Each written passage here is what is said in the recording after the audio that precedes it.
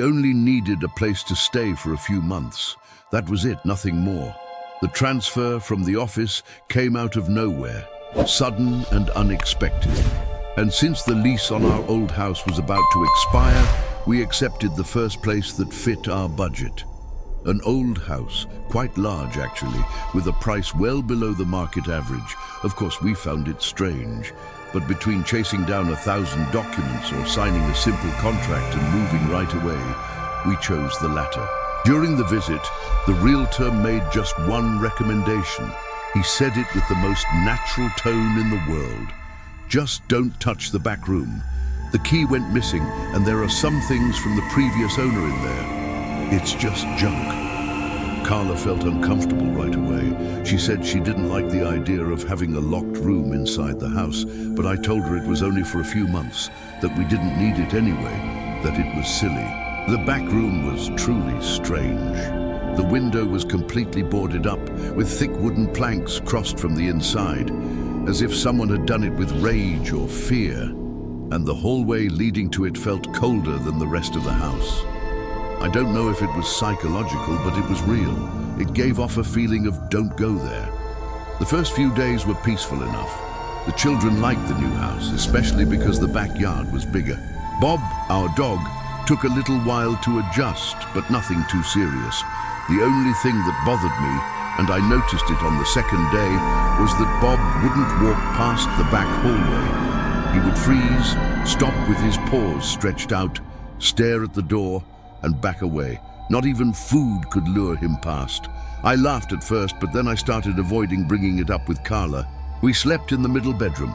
The boys stayed in the front one, and the locked room remained at the end of the hallway. A peeling white door with a crooked doorknob, as if someone had tried to break it open before. After 2 weeks in the house, my oldest son, Vitor, started complaining about noises. He said he heard dragging footsteps coming from inside, footsteps of someone light, slow, as if they were barefoot and afraid to make noise. I told him it was the wind, but there was no window there. Carla didn't say anything, but at night she started sleeping with her rosary under the pillow. The youngest, Sophia, came to breakfast one day saying she had seen a boy sitting on the floor near the back door. I froze instantly, asked her, "What boy?" She said, "A quiet boy was playing with something, but he didn't look at me." I told her it was a dream, but she didn't even seem worried. She spoke as if she had seen a cat or a shadow. She just mentioned it the way children mention anything. Carla started testing. She placed some old toys in the hallway. Toy cars, wooden dice, a little teddy bear. She said it was just to see if Sophia would make up something about them. The next morning, the toys were lined up on the floor, forming an arrow. The arrow pointed at the door. Neither Sophia, nor Vitor, nor we touched those things. Bob wouldn't go anywhere near them. Have you ever felt like something in your home was watching you, waiting for you to acknowledge its presence? That night, I went to the bedroom door. The doorknob was cold, very cold. And when I tried to turn it, I felt as if it turned back with force, as if someone were holding it from the other side. I pulled back, tried to open it again, but this time it was locked, and I remained silent. I didn't even mention it to Carla. The next day, I searched for the house's address on the city newspaper website. I used the archive tab, entered the street name, the number, and the article appeared. It was from 1998. A father had locked his 11-year-old son inside that room to purify his soul. The child died in there, and the father hanged himself shortly after. The house was sealed by court order, only to be sold as common property years later. I sat frozen in front of the screen, looking at the name, the photo of the house's facade. The same one, the very same one where I was sleeping with my family inside. Carla walked into the room and saw my face. I just turned the laptop toward her. She read it, put her hand over her mouth and walked away. Share in the comments a statement beginning with, "I recognize that." When you felt a presence you couldn't explain, because acknowledging what we sense, even when it defies logic, is the first step toward protecting those we love and understanding the invisible boundaries between worlds. That night, she prayed facing the door in a low voice with both hands pressed against the wood. Sophia woke up twice crying. Vitor didn't want to sleep in his room, and Bob howled until almost 3 in the morning, staring at the door as if he saw something moving behind it. And I started counting the days until the contract would end. We stayed in that house for 2 more weeks after discovering the story, but truthfully, it was too long. Carla prayed every day facing the door. She didn't talk about leaving anymore, just prayed. It became routine, putting the children to bed, waiting for everyone to fall asleep, and she would stay there murmuring low prayers with the rosary in her hand and her eyes fixed on the doorknob. I tried to sleep, but I woke up at any sound and I started to smell it. A smell of burnt candles mixed with mold, strong, dense. Sometimes it came from the hallway, sometimes it seemed to seep from the walls. Bob started hiding under the kitchen table. He spent the whole day there, quiet. Sophia began having strange dreams. She said she talked to the boy in the hallway while she slept. She said this naturally, as if he were a friend from school. But Vitor became too quiet. He drew the back room in a notebook and wrote, "Door of Never," above it. I found it by accident and kept it. Didn't even show Carla. That early morning, it was a rainy Sunday. One of those with thunder that feels like it's going to tear the sky apart. I woke up to Bob barking in a way I had never heard before. Desperate, furious, as if there was someone inside the house. I looked at the clock. 3:17 in the morning. I got up without turning on the lights, grabbed my phone, walked slowly. The hallway was darker than usual. The air felt heavy, and Bob was standing facing the back door, with his fur bristled, growling low. The door was ajar. I swear by everything. That door that no one could open, that had been locked for decades, was open with a dark crack, as if it were calling. But what truly froze me was the smell. Mold, candles, wet earth. I took 2 steps and stopped, and then I felt the presence. I didn't see anything clearly, just a dense shadow in the corner of the room. There was no furniture, no junk at all, like the realtor had said. Only marks on the floor, as if someone had been lying there for a very long time. And the walls were scratched with something dark. Children's scribbles, incomplete sentences, drawings that looked like open hands pushing. That's when I felt something pass behind me. I turned quickly and saw Sophia walking in her sleep, barefoot in her nightgown, her gaze empty. She murmured, "He wants to play." That gave me a shock. I picked her up, and immediately she started struggling as if she didn't want to leave. I closed the door hard, or tried to. It wouldn't close anymore. The doorknob turned by itself, as if it were jammed or held from the other side. I ran with Sophia to the bedroom, locked her in with Carla, and went back with my phone in hand. I wanted to film, to record everything, to show it later, to have some proof. But the video only captured darkness, a blackness so absolute that not even the phone's flashlight could pierce it properly. And then, very close to the microphone, a child's voice, clear, calm, sad. "You promised you would let me out." The door slammed shut. Bob ran to the kitchen, squeezed himself under the sink and trembled for hours. Carla cried and prayed. Sophia, as soon as she woke up, said she didn't remember anything, only that the boy was angry because we had deceived him. I locked the door again with a chair, nailed a board over it, covered it with tape, but it kept opening. Every night, just a little bit more.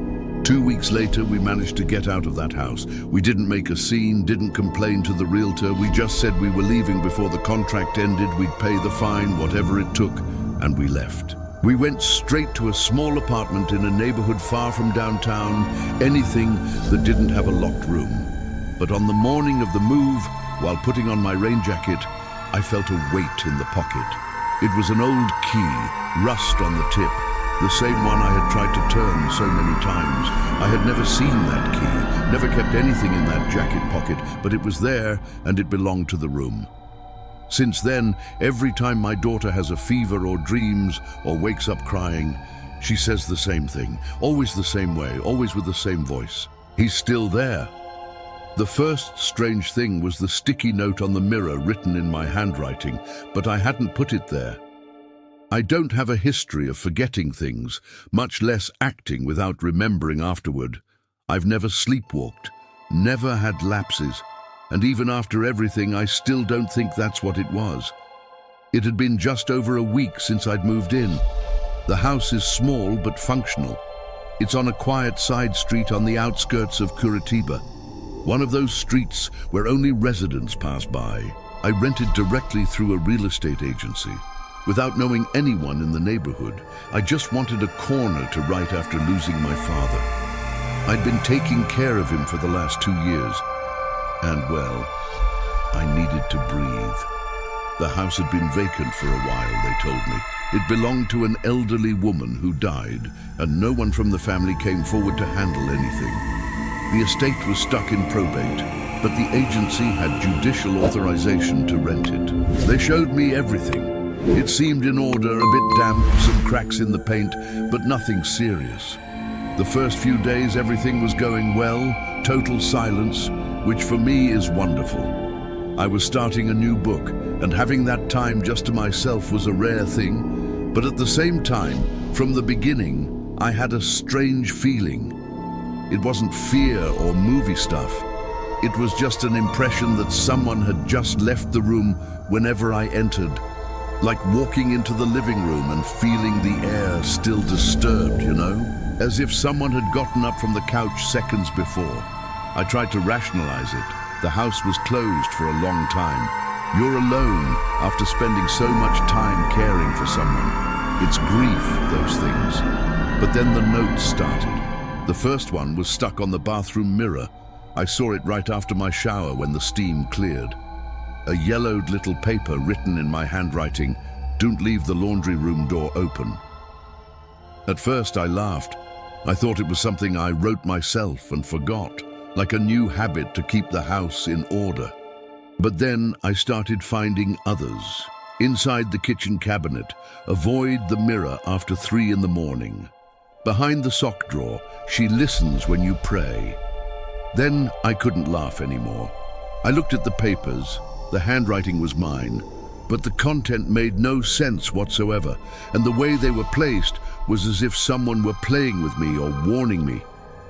I started feeling tense inside my own house. I didn't sleep right. I jumped at any noise. I left the lights on, and even then nothing concrete happened.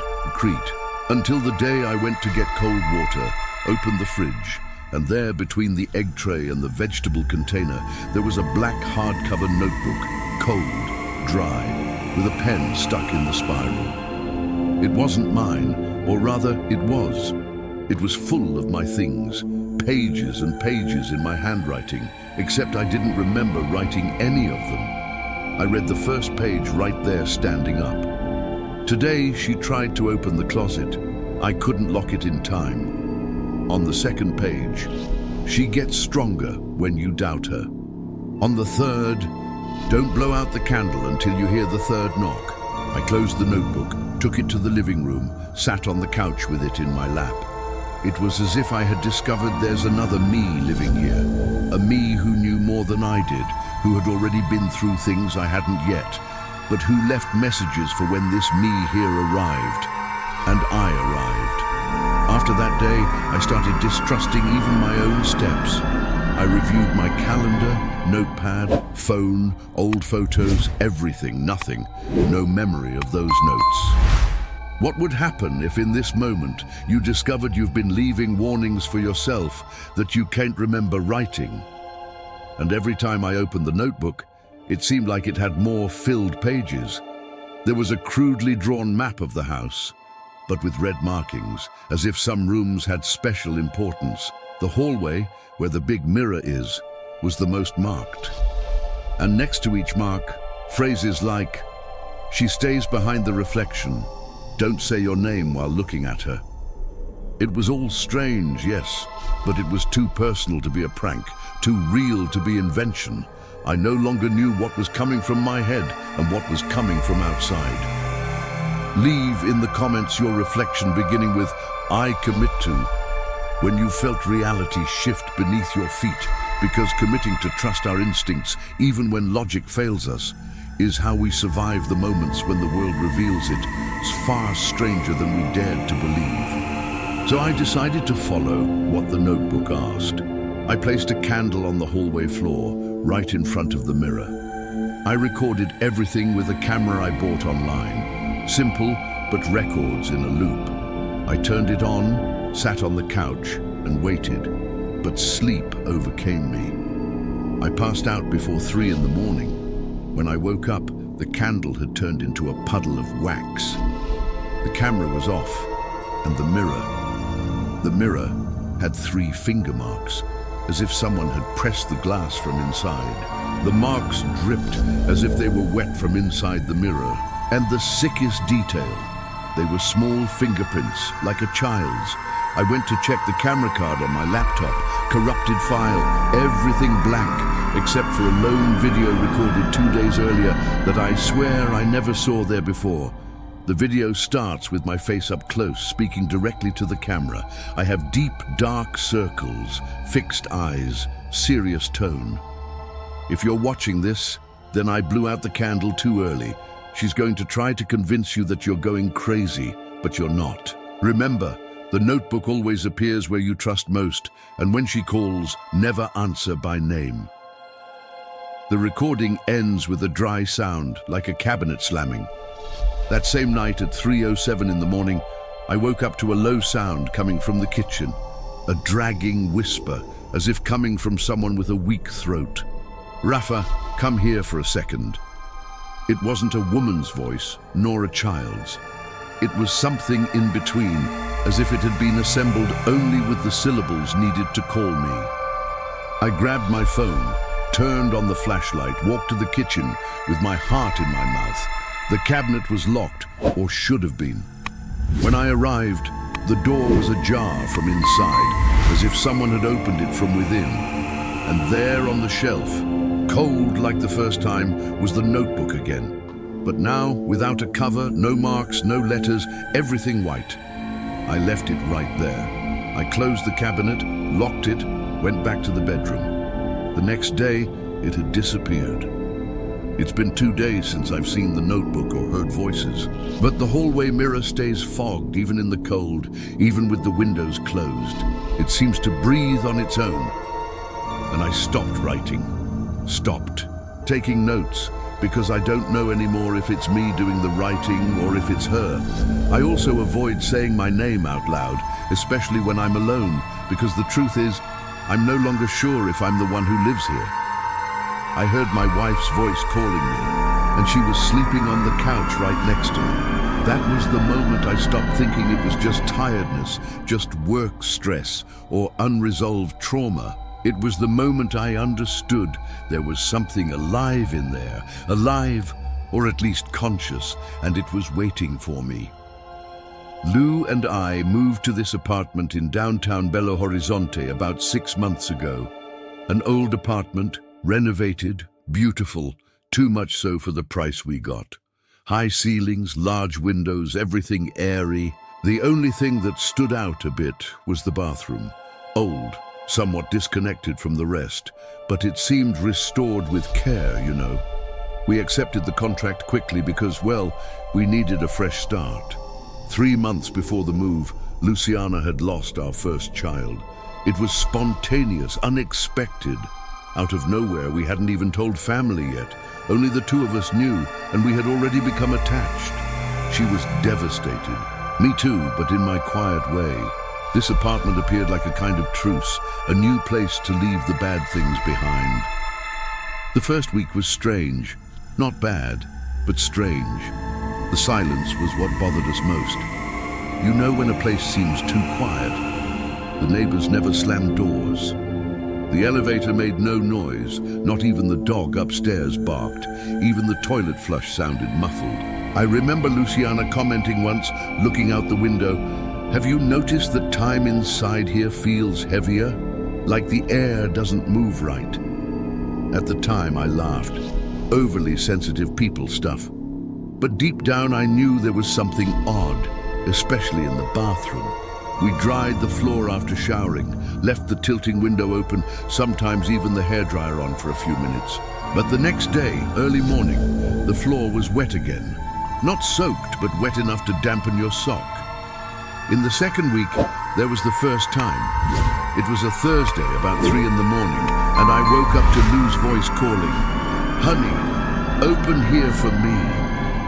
The voice came from the bathroom, except she was sleeping on the couch next to me, with the blanket pulled up to her chin. I got up half groggy, went to the bathroom door, locked, the voice again, "Open it, it's dark in here." It was Luciana's same voice, but it had an echo, a background, as if it were her underwater. I froze, stood there for about 5 seconds with my hand on the doorknob. I went back to the living room, knelt beside her, touched my hand to her face. She turned on her side, mumbled something, sleeping deeply. I went back to the hallway, and the bathroom door was ajar, light off, floor wet. After that, Lou started to change.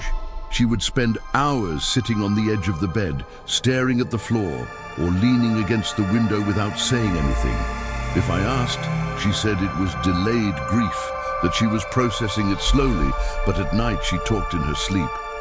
It wasn't talking loud, it was whispering, repeated.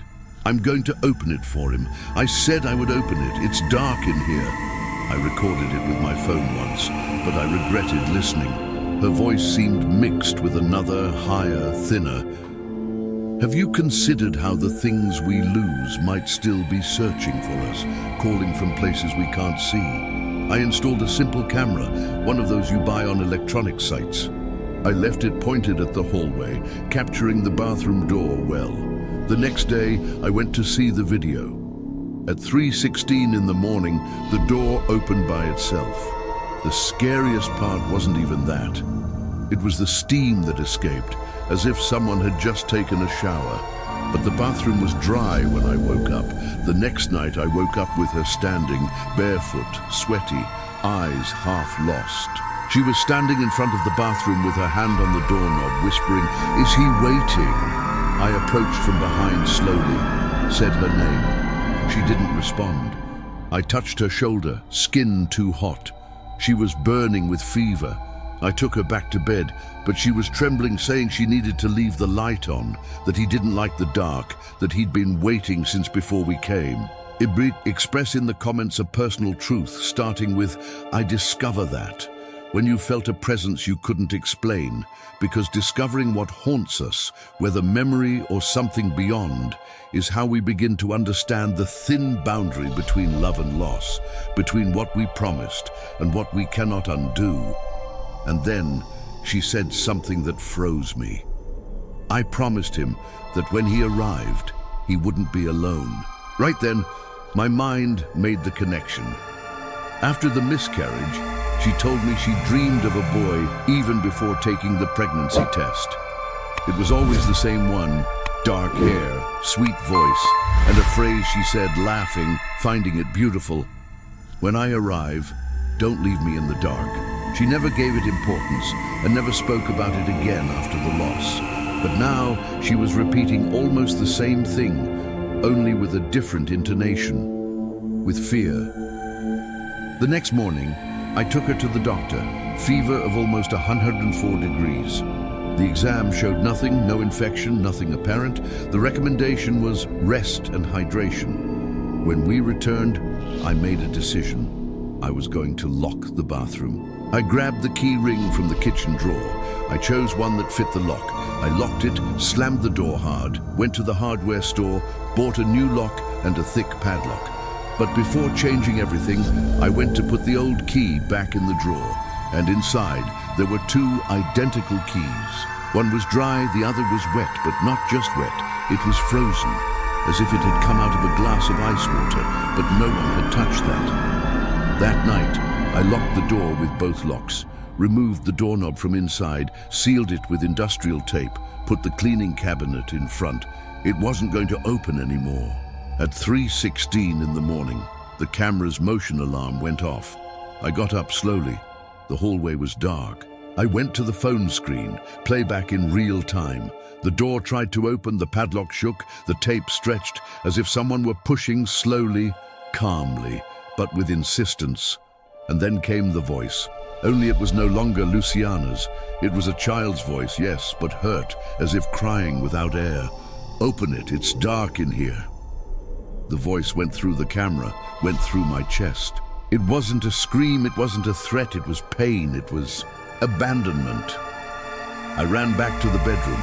She slept peacefully for the first time in days, with a serene face. But I couldn't sleep anymore. I changed the lock again, called a plumber, changed the shower, sealed the steam outlet, removed the light switch, closed everything. But every night at 3:16, the camera goes off, the door vibrates, the sensor beeps, steam escapes from underneath, even with no plumbing connected. And the voice still calls for me, but now it cries. I can't explain it, and I'm not sure I want to. I only know that the place where we came seeking peace became a place where we walk on tiptoes. We avoid touching the doorknob, avoid saying his name out loud. And every time my wife dreams, she smiles slightly and murmurs as if speaking to someone who never arrived. Not yet. It's still dark in there. The first thing that bothered me about that house was the door, the one to the back room. It would never stay closed. When I rented this house, my head was kind of messed up, recently separated, no kids, needing to start over.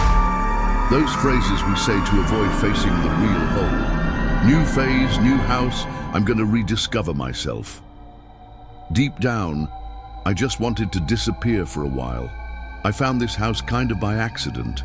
It was in the interior of São Paulo, on a dead-end street surrounded by trees, birdsong, and a smell of grass that reminded me of childhood. Old but charming. 3 bedrooms, large windows, high ceilings, and a price too good to ignore. I chose the front bedroom to sleep in. Another became a storage for boxes I still didn't have the courage to open, and the third, in the back, was going to be my studio. I paint in my spare time, you know. I always dreamed of having a corner just for myself for that. The problem is that back room had something wrong with it. Not something visible, nothing broken, nothing rotten. But the air there was different, a little heavier, even with the window open. And there was the door, always it. At first I thought it was an old house thing, warped wood, uneven floor, draft. Explanations were plentiful, but I locked the door with a key, I tested it, I closed it, turned the doorknob, checked twice. Even so, every time I came back, there it was with that 2-finger gap, always the same way. I tried wedging it with cloth, a doorstop, even weather stripping. Nothing. It found a way to open, and worse, it creaked. Even with oil, grease, WD-40, the sound was always the same. A slow, sharp creak, as if someone were pushing just to provoke me. I started avoiding that room. I left the canvases there, the brushes, but I painted in the living room. The studio became an excuse, and every night, before sleeping, I checked. Door closed, locked. It was like a ritual, until I started waking up in the early morning. It wasn't noise that woke me. It was a discomfort, a chill, a thought that arose even before I opened my eyes. The door opened again, always between 3 and 3:30. I'd looked down the hallway and there it was with the gap, the same gap. I even moved the bed position, left the hallway light on, and even slept with my bedroom door locked. But the discomfort grew. I woke up with my heart racing, sweating, as if there was someone standing at the door, watching me, just watching. One early morning, I decided to take a picture of the open door. I wanted to show my friend who's an architect. I thought maybe she'd understand why the gap was always the same, even with the door locked. I took 3, 4 photos with flash, went to sleep. The next day I opened the gallery and stopped at the 3rd photo. There was a shadow. It was different from the others. It wasn't a furniture shadow, nor mine. It was in the left corner of the door, as if it were a person with their back turned. Broad shoulders, dark outline, no definition, but it looked like someone, it really did. I froze, spent about 2 minutes looking at it until my hands sweated and the phone almost slipped. I sent it to my friend, but she didn't respond right away. When I went to open the photo again, it had disappeared. Not just that one, all three disappeared as if they had never existed. The next day, I took a heavy chair from the living room and placed it against the studio door, one of those cast iron chairs with a solid wood seat just to test. I wanted to see if it could open even then. The next morning, I woke up to a sound that paralyzed me. It was the sound of the chair being dragged, slow, painful, as if someone were pulling it little by little. I jumped out of bed, turned on all the lights, ran to the hallway, and froze. The door was open again. The chair was inside the room, turned facing the back wall, as if someone had sat there looking into the darkness. I couldn't go in, I just stood at the door with my breath stuck. The floor creaked slightly, even with no one stepping on it. I backed up to my room and closed the door. That night, I slept with the light on, or rather, I didn't sleep. I started to think that more than watching me, something in that room wanted me to know it was there. And after that chair thing, I stopped trying to justify it. It wasn't wind, it wasn't a problem with the wood, it wasn't my obsession. There was something wrong with that space. And if I told you that sometimes the places we choose to heal are the very places that reveal what we've been running from. I started leaving the living room light on at night. I didn't go into the room anymore, locked it again. But I swear, I heard the wood creak, the doorknob squeak as if the room breathed. I told my therapist, who had been following me since the divorce. She listened in silence, then asked if she could see the house. I thought it was good. Maybe seeing it in person, she'd convince me it was all in my head. The next day she came, had coffee with me, talked calmly, but when I took her to the back room door, she froze, literally. She didn't even touch the doorknob, said she'd rather not go in, that maybe it would be better if I looked for another place to live. At the time, I thought it was an overreaction, but that night was the worst. Write in the comments a declaration beginning with, "I decide." When you felt a presence you couldn't ignore, because deciding to trust what we feel, even when everyone tells us it's nothing, is the courage that separates those who survive from those who remain trapped in spaces that were never meant to be theirs. I decided to try something more spiritual. A friend from work sent me a printed prayer that she swore worked, a kind of protection. I'm not very connected to these things, but at that point any help would do. I placed the paper inside the room, stuck to the door. I made a circle of salt around the door frame, locked it twice with the key. Done. I felt ridiculous, but also a little safer. I slept late that night, almost 4 in the morning. I woke up to a dry sound, paper being torn, and then that same creak, that squeak I already knew by heart. I ran to the hallway with my heart racing. The door was open again, the prayer paper in pieces on the floor. The salt circle had been stepped on. The marks were there, interrupted footsteps, as if someone had entered and stopped in the middle. But the worst was the window glass. It had finger marks, 5 thin, crooked fingers, pressed from inside, as if something had placed its hand there to look outside. I froze, stood there for a good few minutes in the hallway, then closed the door, pushed a wardrobe in front, a huge piece of furniture I could barely drag. I put everything heavy I had against it. I had to sleep on the couch. The next day, I left early, went straight to a home security store, bought an alarm with motion sensor, installed it only in the back room, connected to my phone app. I went to sleep in a cheap hotel, 20 minutes from home. I just wanted one peaceful night, and I finally had it. I slept straight through like I hadn't slept in weeks. I woke up with the sun already high and a notification on my phone. Motion detected, back room 322. My hand trembled to open the video, but I opened it. Nothing appeared, no silhouette, no shadow, just the dark room. And then the door. It started to move by itself, slow, millimetric. It opened until it had the same gap as always and stopped. Just that. But that made me cry. Alone, sitting on the hotel bed, cry like I hadn't cried since my marriage ended. It was as if that thing, that presence, was telling me, it doesn't matter where you sleep. This place is yours now. It's been 3 months since I locked the room for good. I pushed wardrobes, shelves, even an old refrigerator. I blocked the entire door. I never went in there again.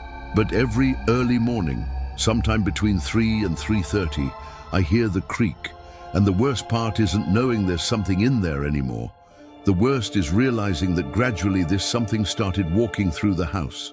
Because yesterday was the first time I heard the sound of my bedroom door being opened. It's been 3 months since I locked the room and covered the door with heavy furniture, but I still hear the sound of wood creaking every early morning.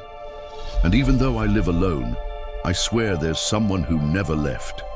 Except now, he won't let me leave either. The first time it happened, I thought it had been the wind. We were still taking boxes out of the car, settling into the new house, and we heard that dry sound. It wasn't a crack, it wasn't a creak, it was really a slam, wooden door slamming, simple, but at the most random time possible, 10:44 at night. Nobody was startled. Fernanda even joked that it was a welcome from the previous resident because the house had that history. The previous owner died there, but that night everything went smoothly and we forgot about it for a while. The house was beautiful, spacious, very bright, airy. It was on a quiet street, corner, with a little garden full of trees. Campo Grande has these areas that seem like a small town. That's what won us over. We only used the guest room to pile up clutter, bookboxes, extra blankets, an old dresser, and that was the door that slammed. Except it started slamming always at the same time, 10:44 at night. We tried to explain it every way. Draft, car passing on the corner, temperature change from day to night. We even thought it could be the air conditioning from one of the bedrooms.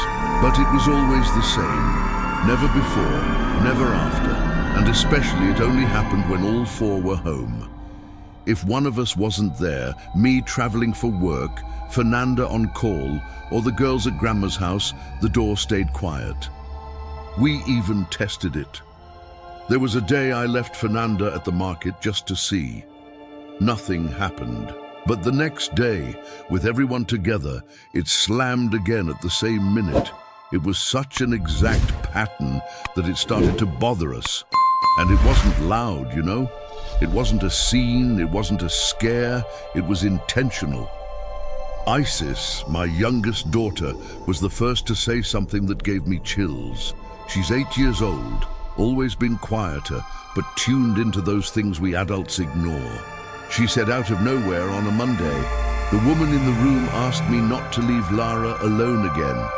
We stopped. Fernanda tried to laugh. Lara, who's 14, rolled her eyes right away, said her sister is always making up imaginary friends. But I kept thinking about it. That night I installed one of those security cameras with motion sensor in the hallway, just as a precaution, you know, just to get it out of my head.